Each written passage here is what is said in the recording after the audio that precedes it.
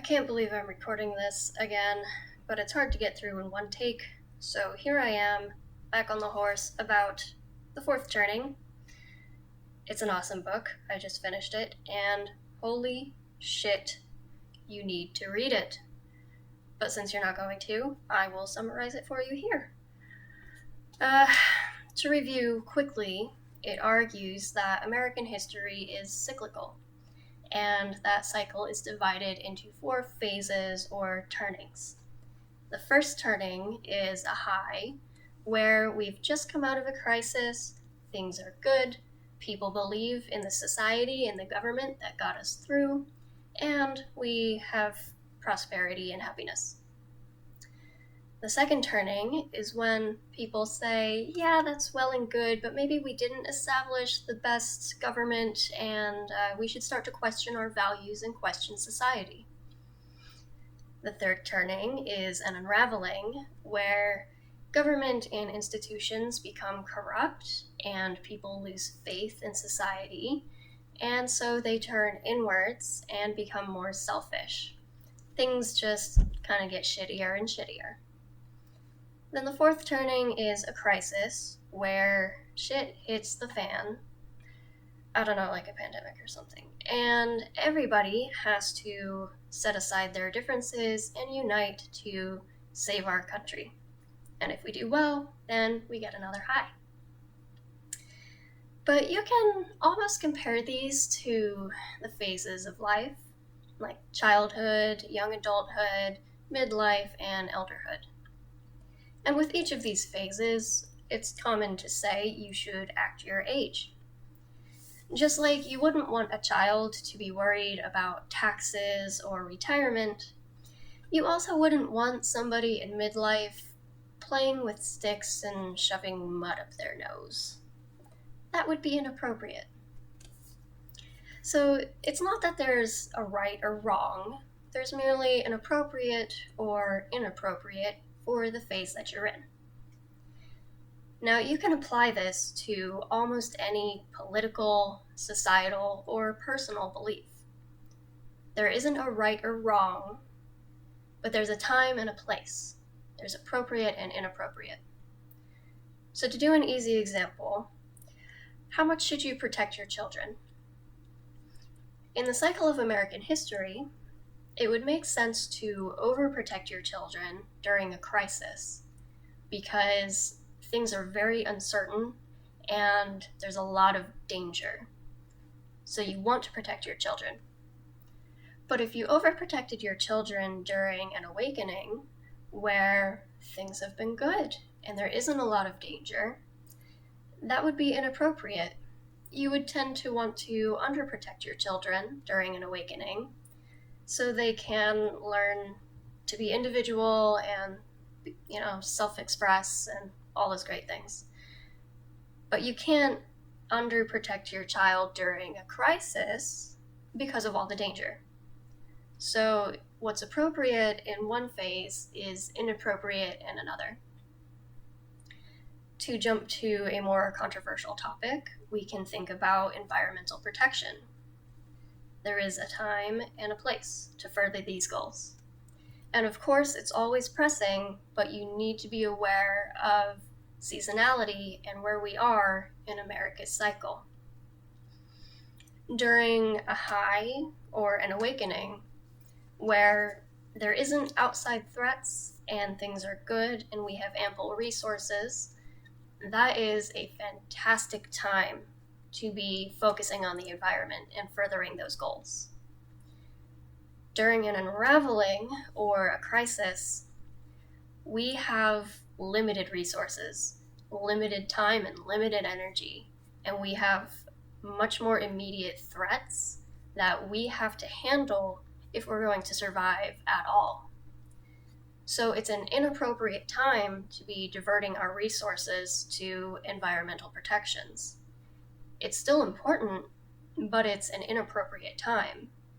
America as a country can further our environmental protections if we don't exist, if we've been taken over or just crippled into ruin. So There is a time and a place. That brings me to this idea of seasonality, where if you think of each phase of America's history as a season, the worst thing that you can possibly be is post-seasonal. So if the leader of America demanded war during a crisis, that would be seasonal. That would be appropriate, because we need to meet our threats and fight them and overcome them and hopefully succeed as a society. If our leader demanded war during a high, that would fail, because we've already overcome our crisis and the people are ready for peace and rebuilding and prosperity. So if what you're fighting for is seasonal, you will make progress and succeed.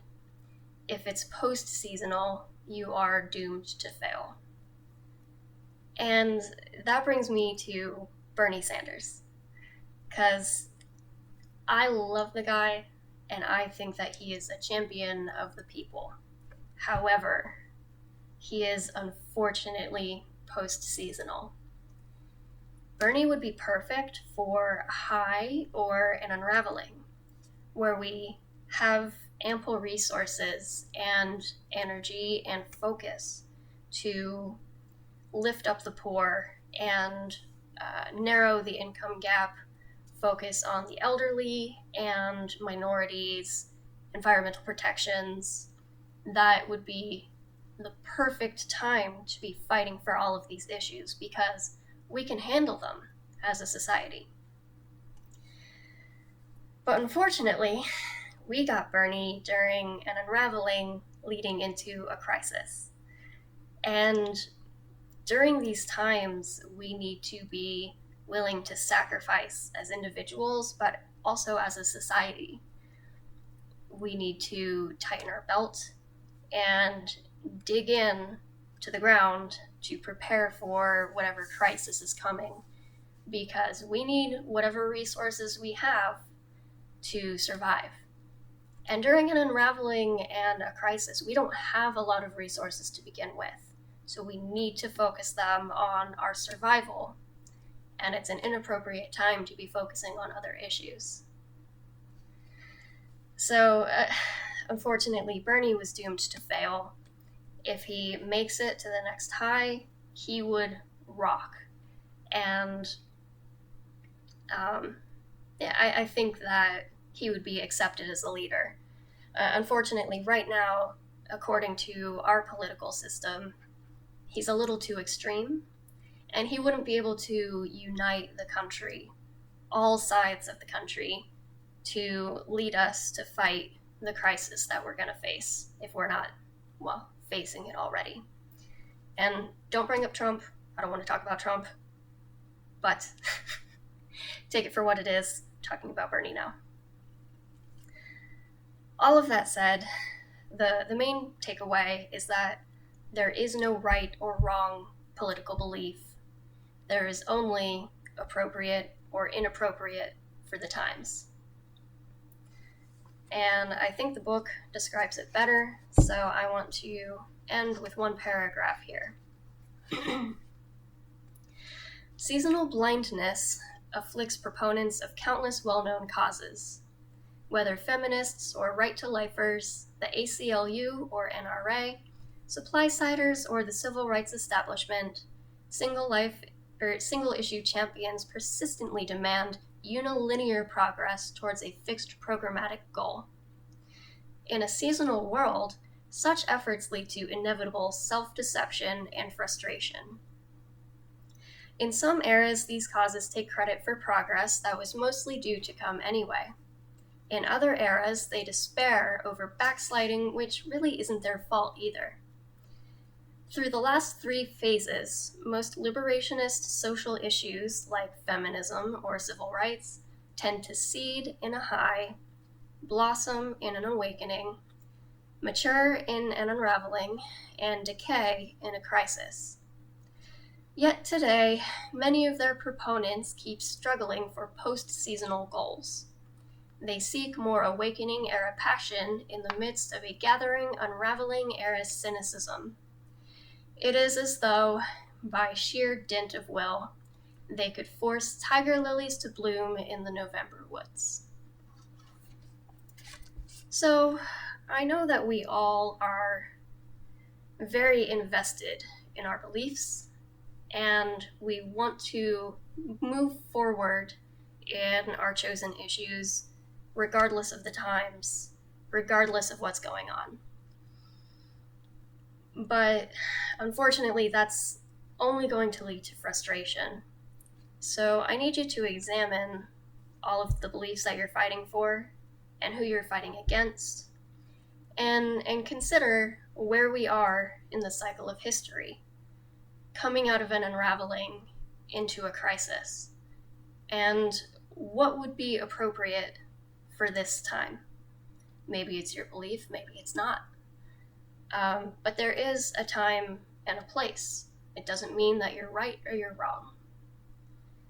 So try to be compassionate, try to be understanding, and realize that we are entering a crisis, and the only way we're going to come out is if we sacrifice, unite, and act in a way that's appropriate for the times. Just something to think about. Get this book, read it, do it. Bye.